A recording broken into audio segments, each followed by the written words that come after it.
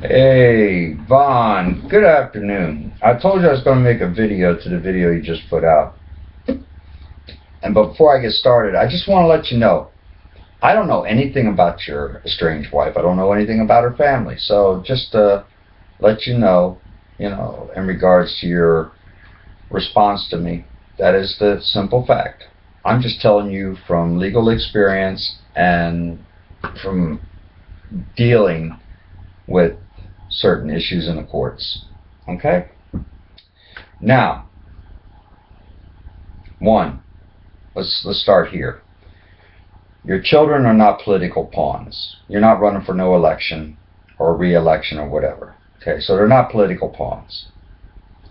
Two, this is a civil case in court between you and your estranged wife.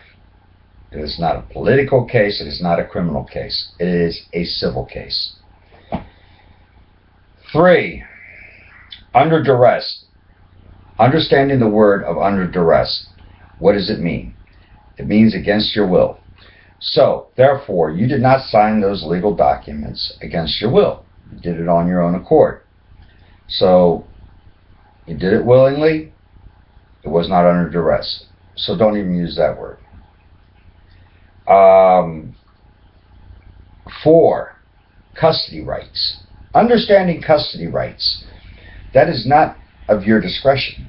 You can put it in there in your divorce decree that you prefer to have full custody and not granting your estranged wife any custody. But it's at the discretion of the court whether or not your wife gets visitation or gets joint custody. That's at their discretion. And she can actually, at any given time, disagree with anything inside those divorce papers and just mark it out. Said, I'm not going to accept this.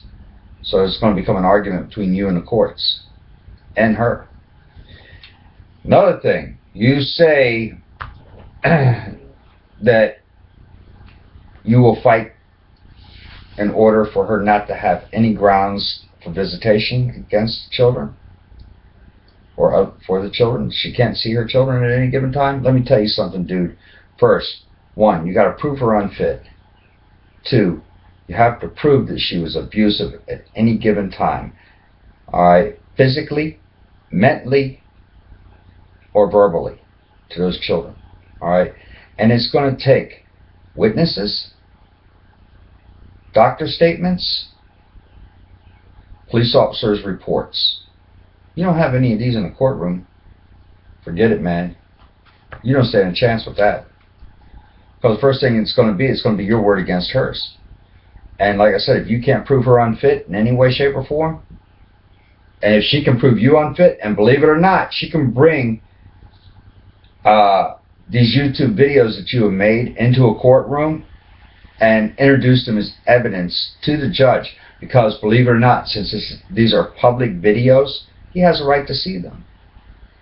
And your attorney can object to it all he wants, but as long as they're public, nothing you can do about it, dude. And the judge can actually see them in his own interpretation and decide what kind of character you have.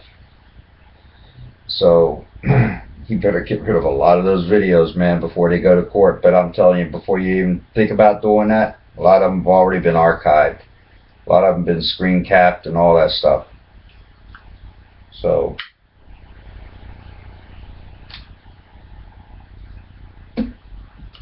you hung yourself out to dry for many years.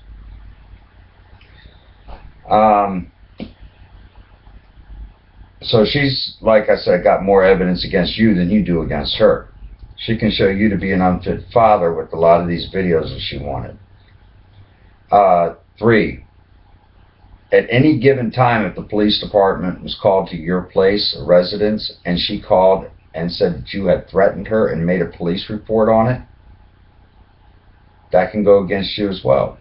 And considering the fact that you had guns, she can use that as evidence against you, because she can say, well, he threatened me with a gun. And if that's in the police report, believe it or not, dude, that is why she has that personal protection order against you. She's in fear for her safety.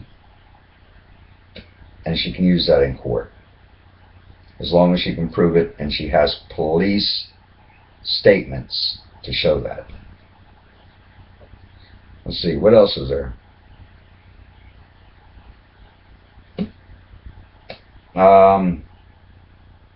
We covered the unfitness, police statements, political pawns. Oh, lying. Dude, first time you lie in that courtroom, the judge is going to hit you with a perjury charge so hard that it's going to knock you into next Wednesday. Don't even go in there with the idea of telling a lie. Judges do not tolerate perjury, especially in divorce cases. And he can see through it, or she can see through it just as well as anyone. So I would recommend to you, my friend, always stay straight with the judge in the courtroom. Anything else that I want to add to this? Oh, yeah, and your estranged wife can recall his divorce decree at any given time, just to let you know. So these are things that you need to talk to your attorney about. Another thing you need to also understand, the reason why your attorney tells you some of these things, and he was right, she does have visitation rights, so that's why he's telling you, let her have the visitation, because the judge will order it anyway. But the reason why he's telling you these things is because he's trying to get you off his back. He knows this case is going to take 1 year because of the children being involved. So, and I'm pretty sure in pretty much all the states, they're all pretty much the same as far as child custody goes, and you know, the concerns of the child's welfare. So anyway, Vaughn, you can respond to this video at any given time. Leave a comment down below, or just go ahead and send a video response. Until next time, this is Rod Hardman. Have a pleasant day. Bye.